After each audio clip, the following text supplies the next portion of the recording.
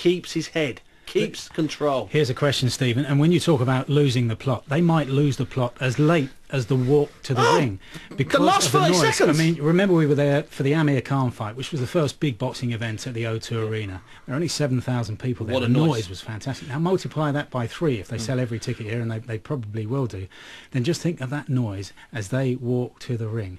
And I just can't remember. I'm trying all the time to work back and think, when was the last time that you got so excited at the sound of the first bell? Because absolutely every shot here could be the last. Yeah, absolutely it could.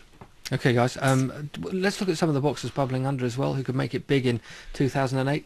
One each. Mike first. Yeah, I like the British super middleweight champion. We've had him on the show before, Carl Froch. He had time out during 2007 for a pretty serious injury, but either side of that, he had 2 good wins. Robin Reed for the British title late in the year, and a great win against the Russian Sergei Tativozyan, a man who'd gone the distance with some good names beforehand. He got rid of him in a couple of rounds. So a good 2007 for Carl. What's lined up for 2008? He's joining us on the line now. Evening, Carl. Evening. So tell us, what have you got as hopes and dreams for 2008? 2008 seems to be the year for me, really. I mean, all my amateur and professional days comes down to this year as far as I'm concerned, because I'm number 1 with the WBC, and I've got my chance to stamp my authority on the world scene and become the prestigious WBC champion. So it doesn't really get much bigger than that. What's your sense of how it's all going to pan out, Carl? Because you've got Joe possibly going to fight Bernard Hopkins. If he stays in the States with some of the bigger names, it looks as though he might have to vacate 1 or 2 of the titles. So how do you see it all panning out? I see him, I mean, the Eliminator's my next fight with Denis Inkin. That's a big fight against a dangerous Russian. I don't know if all the boxing fans know this, but I boxed him as an amateur. He's actually got a points win over me.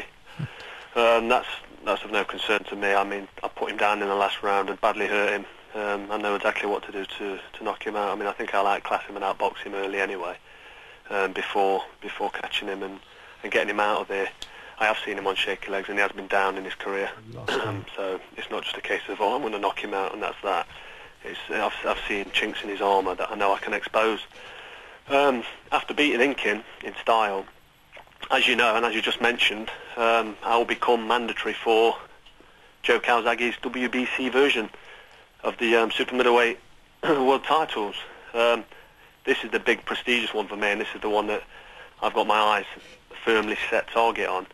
But what a shame it would be if Joe Calzaghe waits for me to become his mandatory before vacating the title. I mean, if, as you just said, he's talking about stepping up to light heavyweight in a fight against Hopkins. If that's going to happen, and if he's going to do that, then he needs to do the right thing and vacate his title, in my opinion, and probably in most boxing fans' opinions. Then I'll fight for the title.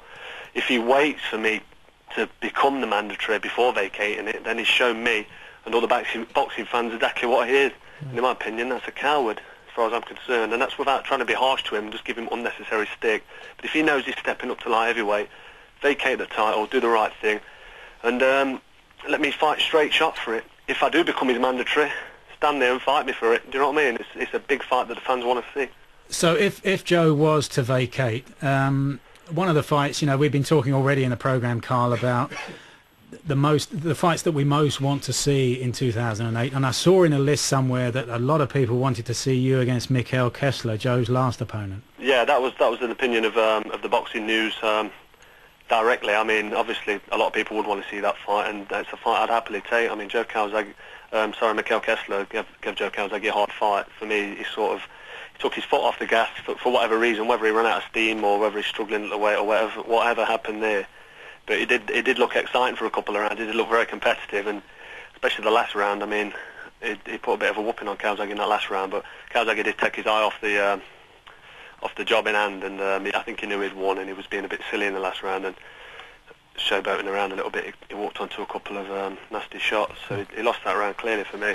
But no, Mikhail Kessler is definitely a formidable force in the super middleweight division, and he would definitely give me a fight. But as I don't know if you read in the boxing article, I've been tipped to win that, and rightly so. Carl, Steve Bunce here. Carl, do you really think that you can force, shame, or finally get Kawasaki in the ring? Do you feel? I mean, do you want to go into like a 6-year campaign like Junior did? When there's Kessler out there, when there's Inkin out there, they're all big fights. You might be able to push Joe in 18 months, 2 years. You want to waste your energy this year? I mean, I'm asking. I mean, this is what an awful lot of fans are saying. Don't bother. Yeah, they are saying don't bother, but you've got to look at what's on the plate here, and I'll become mandatory for his belt. And what I'm saying is, don't wait for me to become mandatory to vacate the title. If he's going to vacate it now. Obviously, there's big fights out there. Kessler, there's other fighters out there for me. There's European title, and there's other super middleweights out there. But the big one on the domestic front, and the one that everyone's talking about, is Kawasaki. And it just so happens that I'm mandatory for his belt, so it's a very, very relevant issue. So basically, I mean, you know what you'd want to see happen, and talking about the other fights is good, and it is exciting. But the big one's me and Joe, and yeah, like I said, don't wait, Joe, for me to become your mandatory before giving it up, because it's going to look absolutely terrible. Thanks for your time, Carl.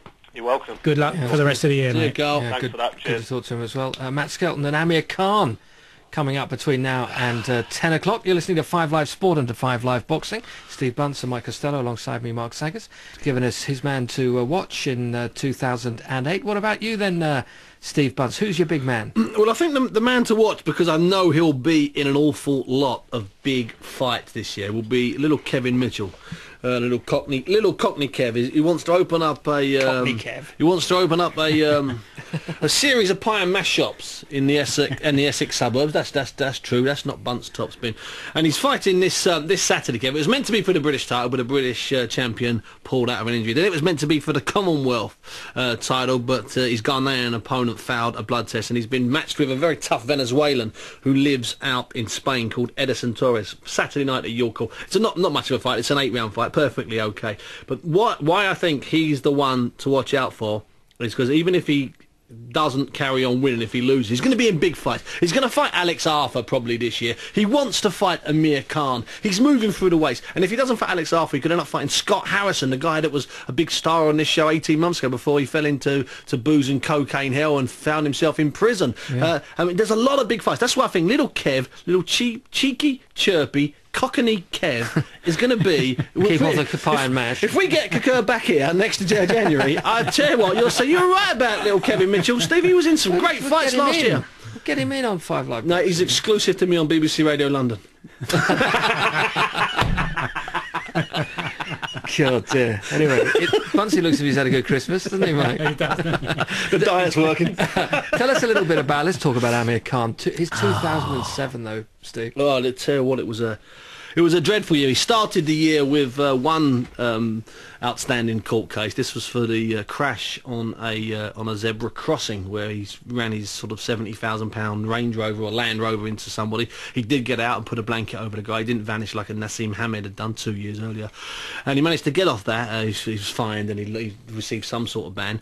He had a couple of easy fights at the start of the year. Then he had that dreadful fight at the Cockpit, which is the O2. It is a brilliant arena. You touched on it earlier. It's like a dog pit. There's 20,000 people, but it feels like there's 20, and you're gambling over something like, 2 hens fighting each other. It's fantastic for boxing. It's made for boxing. It really is.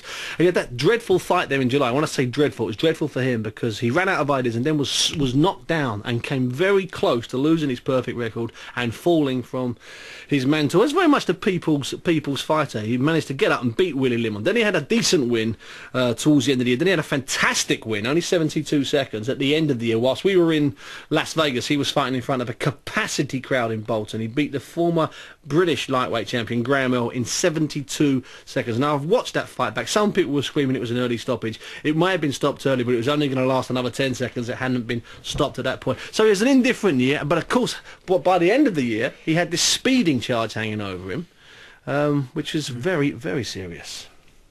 So there we are. So that was that, Mike. He's 21 now. He's got to grow up a little bit then.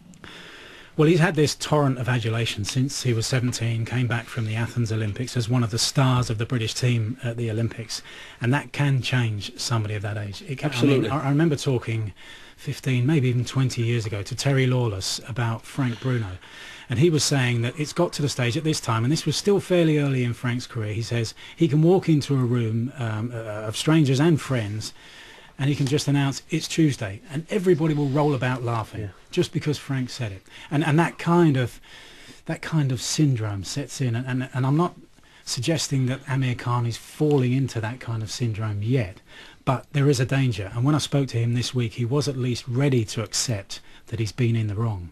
Well,